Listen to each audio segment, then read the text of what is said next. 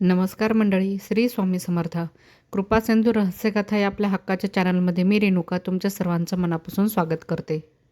मंडळी, वर्षभरात अनेक सण आणि उत्सव येतात. काही उत्सव आनंद देतात, तर काही उत्सव परंपरा जपतात, तर काही उत्सव आपल्या जीवनाला नवी दिशा देतात. पण एक दिवस असा असतो जो केवळ सण नसतो, तर तो आपल्याला आपल्या गुरुबद्दलची कृतज्ञता व्यक्त करण्याचा दिवस असतो. आणि तो दिवस म्हणजे गुरुपौर्णिमा. मंडळी, यंदा 29 जुलै 2026ला येत आहे गुरुपौर्णिमा. अनेक दिवसांपासून मला सतत एकच प्रश्न विचारला जात होता, तो म्हणजे यावर्षी गुरुपौर्णिमेची सेवा कशी करायची आणि 21 दिवसांची सेवा कधी सुरू करायची. मासिक धर्म आला तर काय करायचं आणि संकल्प कसा करायचा आणि ती सेवा करायची संकल्पयुक्त. पारायण किती वाचायचे आणि कधी वाचायचे आणि काय सेवा करायची. मंडळी, या सर्व प्रश्नांची सविस्तर आणि स्पष्ट उत्तरे मी आजच्या ह्या व्हिडिओमध्ये सांगणार आहे. म्हणून विनंती एवढीच आहे की हा व्हिडिओ शेवटपर्यंत नक्की पहा. कारण अनेक वेळा आपण अर्धी माहिती ऐकतो आणि नंतर आपल्या मनामध्ये शंका निर्माण होतात. आज मी तुम्हाला सुरुवातीपासून शेवटपर्यंत संपूर्ण माहिती सांगणार आहे. चला तर मग श्री स्वामी समर्थ महाराजांचे स्मरण करून आजच्या या अत्यंत महत्त्वाच्या विषयाला सुरुवात करूया. मंडळी, गुरुपौर्णिमा हा केवळ दिनदर्शिकेतील एक सण नाही, तर हा दिवस आहे आपल्या जीवनातील मार्गदर्शन करणाऱ्या गुरुतत्वाला वंदन करण्याचा दिवस. आपण जे काही आहोत, ज्या परिस्थितीत आहोत, जे काही प्राप्त केले आहे किंवा जे मिळवण्याचा प्रयत्न आपण करत आहोत, त्या प्रत्येक गोष्टीच्या मागे गुरुकृपा कार्यरत असते. आपल्या जीवनातील प्रत्येक चांगल्या क्षणामध्ये, प्रत्येक कठीण प्रसंगामध्ये स्वामी समर्थ आपल्यासोबत उभे असतात. अनेक वेळा आपल्याला त्यांची उपस्थिती जाणवत नाही, पण मागे वळून पाहिले तर लक्षात येते की ज्या संकटातून आपण बाहेर आलोत, ती केवळ आपल्या शक्तीने नव्हे, तर त्यांच्या कृपेनेच, म्हणजेच स्वामी महाराजांच्या कृपेने. म्हणूनच गुरुपौर्णिमा हा दिवस मागण्यासाठी नाही, तर स्वामींचे आभार मानण्यासाठी असतो. महाराज, तुम्ही माझ्यासोबत आहात यासाठी धन्यवाद, हे मनापासून सांगण्याचा दिवस म्हणजेच गुरुपौर्णिमा. यावर्षी आपण 21 दिवसांची सेवा करणार आहोत. ही सेवा 9 जुलैपासून सुरू होऊन 29 जुलैपर्यंत चालणार आहे. या कालावधीत स्वामींचे स्मरण, पारायण आणि नामजप याद्वारे आपण गुरुपौर्णिमेची तयारी करायची आहे. पण मंडळी, इथे एक महत्त्वाची गोष्ट लक्षात घ्यायची आहे. अनेक महिलांना या काळामध्ये मासिक धर्म येऊ शकतो. त्यामुळे त्यांची सेवा मध्येच थांबेल का अशी चिंता निर्माण होते. म्हणूनच हा व्हिडिओ काही दिवस आधी करत आहे, म्हणजेच 9 जुलैला, आज 7 जुलै आहे, 2 दिवस आधी करत आहे. जर तुम्हाला माहिती असेल की 9 ते 29 जुलै दरम्यान तुम्हाला मासिक धर्म येणार आहे, तर तुम्ही काही दिवस आधी सेवेला सुरुवात करू शकता.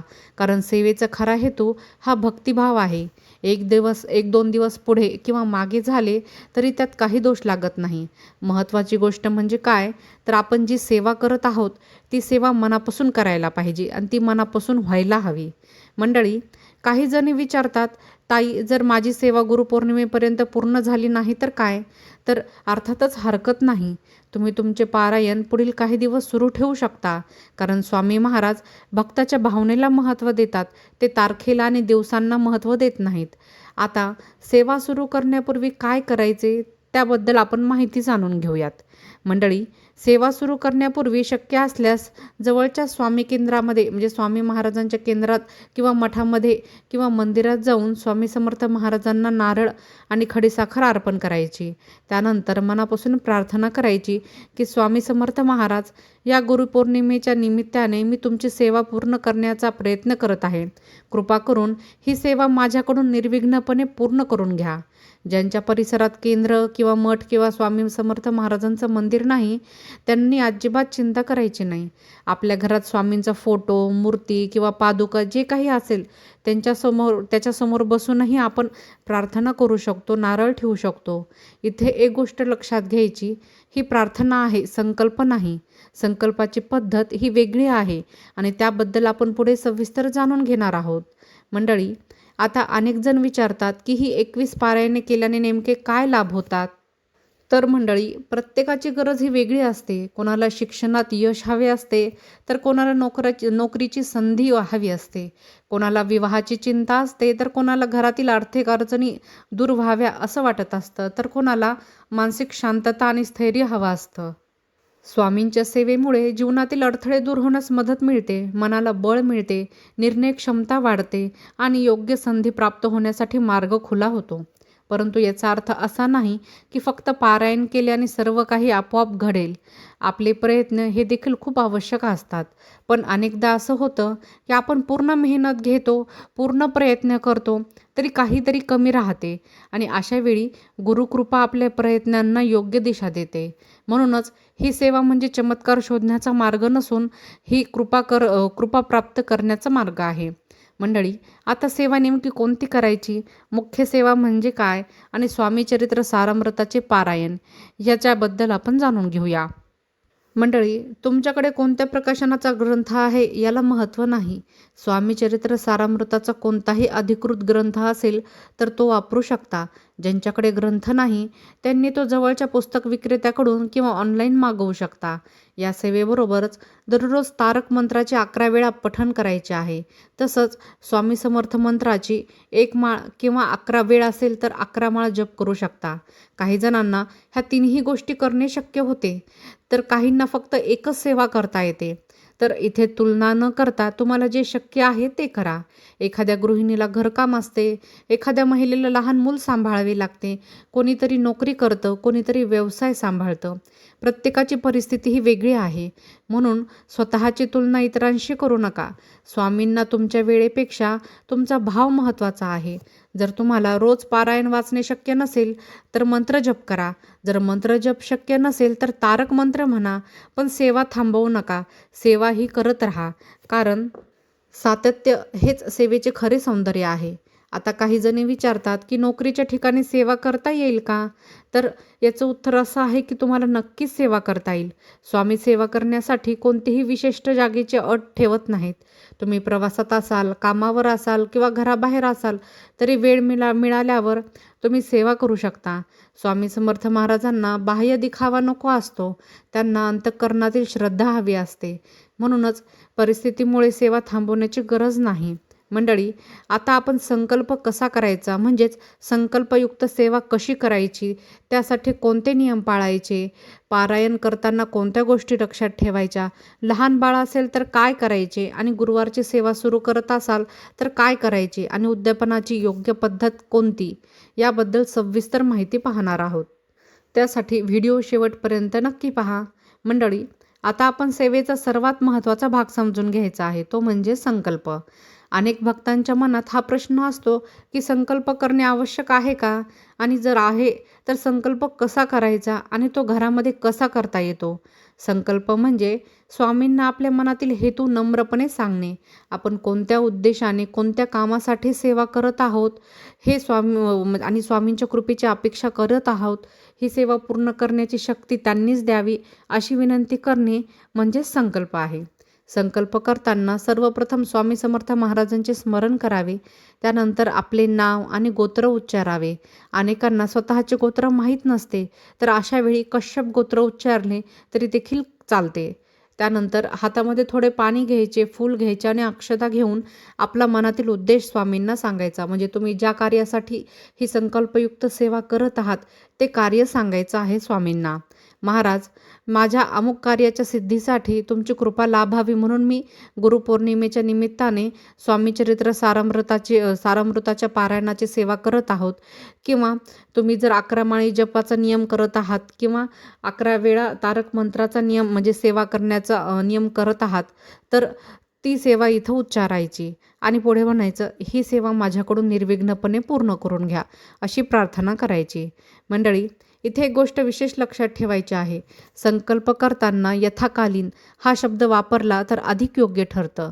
कारण जीवनात प्रत्येक गोष्ट आपल्या नियोजनानुसार घडतेच असं नाही. अचानक प्रवास येऊ शकतो, घरात काही काम निघू शकते, काही अडचणी येऊ शकतात, तब्येत बिघडू शकते किंवा महिलांना मासिक धर्म येऊ शकतं. त्यामुळे सेवा ज्यावेळेस शक्य होईल त्यावेळेत पूर्ण करण्याचा भाव या शब्दातून व्यक्त होतो. संकल्प पूर्ण झाल्यानंतर हातातील पाणी खाली सोडायचे आणि ते पाणी तुळशीला किंवा एखाद्या पवित्र झाडाला अर्पण करायचे. त्यावर आपल्या हातावर पुन्हा 2 पळ्या पाणी घ्यायचे आणि ते पाणी पुन्हा ताम्हणामध्ये सोडायचे. आता आपण सेवेदरम्यान पाळायच्या काही गोष्टी जाणून घेऊयात. सर्वप्रथम, ही सेवा अतिशय साधी आणि सरळ आहे. यामध्ये कुठलीही मोठी मांडणी नाही.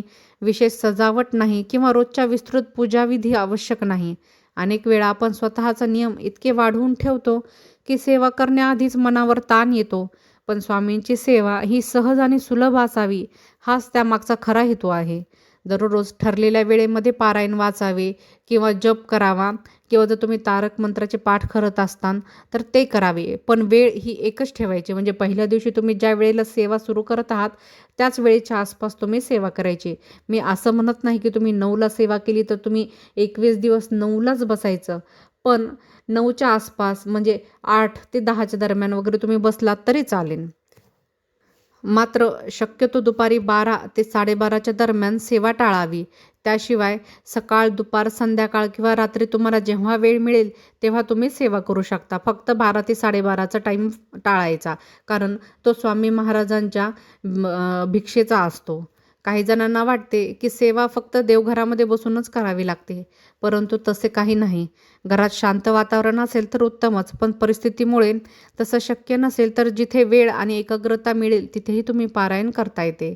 आता एक महत्त्वाचा प्रश्न, ते म्हणजे लहान बाळ असेल तर काय करायचं? हा प्रश्न विशेषतः अनेक नवीन मातांकडून विचारला जातो. घरात लहान मुलं आहे, त्याची जबाबदारी आहे, घरकाम आहे आणि इतर कामांमध्ये सेवा कशी करायची असा प्रश्न त्यांना पडतो. तर मंडळी, खरे पाहता स्वामींना तुमच्या परिस्थितीची पूर्ण जाणीव असते. तुम्ही सेवा टाळत नाही आहात, तर परिस्थितीशी जुळवून तुम्ही सेवा करत आहात.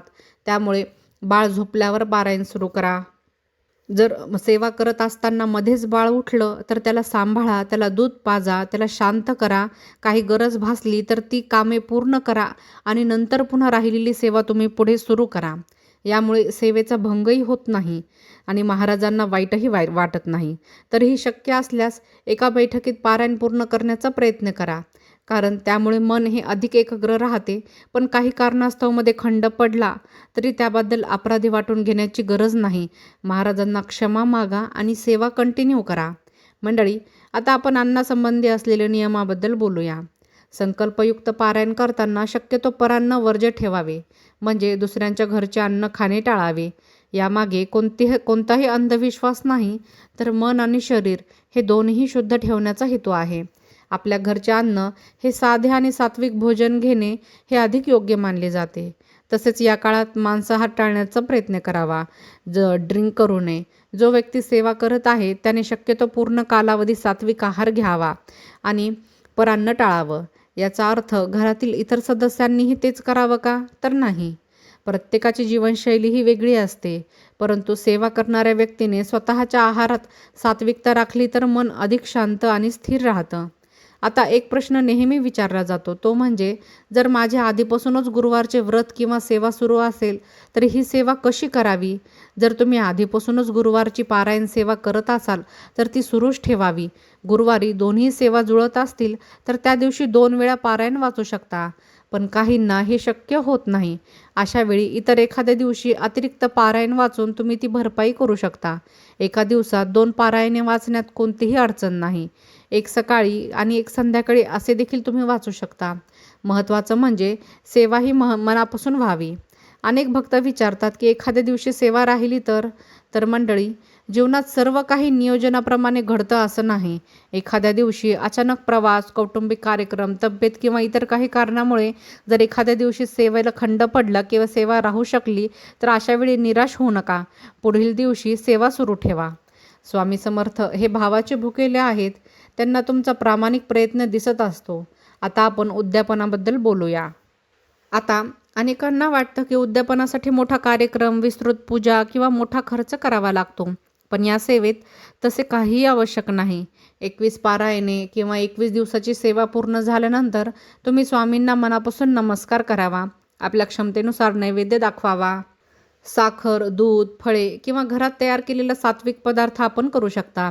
महत्त्वाचा भाग म्हणजे कृतज्ञता. महाराज तुमच्या कृपेने ही सेवा पूर्ण झाली एवढे मनापासून म्हटले तरी तेच सर्वात मोठे उद्यापन ठरते. मंडळी, आजच्या काळात प्रत्येकाच्या जीवनामध्ये काही ना काही संघर्ष हा आहेच. कोणाला आर्थिक अडचणी आहेत तर कोणाला आरोग्याची चिंता आहे, कोणाला नोकरीची तर कोणाला मुलाच्या भवितव्याची. कधीकधी असं वाटतं की आपण खूप प्रयत्न करतो आहोत पण अपेक्षित यश मिळत नाही. अशा वेळी मन खचतं. प्रश्न पडतो की एवढी मेहनत करून देखील अडथळे का येतात? पण लक्षात ठेवा, प्रत्येक परीक्षा ही आपल्याला मजबूत बनवण्यासाठीच येते. स्वामी समर्थ महाराजांवर श्रद्धा ठेवून चालत राहणे हीच खरी साधना आहे. आपल्याला नेहमी वाटते की महाराजांनी आपल्याला लगेच उत्तर द्यावे, लगेच संकट दूर करावे, पण अनेक वेळा ते आपल्याला घडवत असतात. आपली सहनशक्ती वाढवत असतात.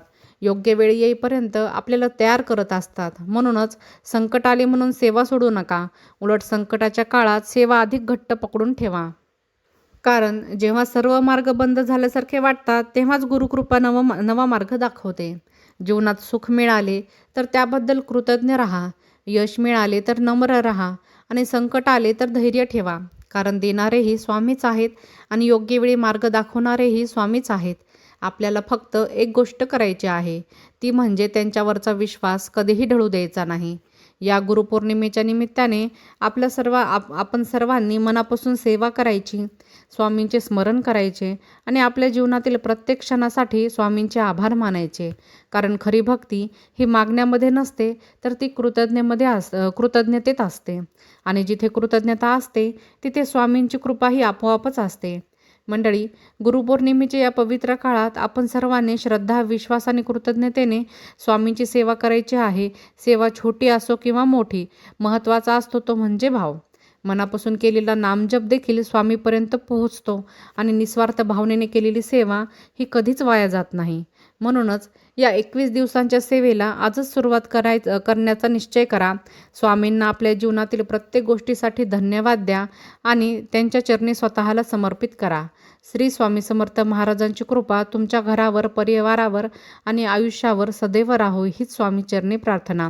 जर मंडळी तुम्हाला हा व्हिडिओ आवडला असेल तर व्हिडिओला लाईक, शेअर आणि चॅनलला सबस्क्राईब करायला विसरू नका. तुमचे अनुभव आणि सेवेतील अनुभूती कमेंटमध्ये नक्की लिहा.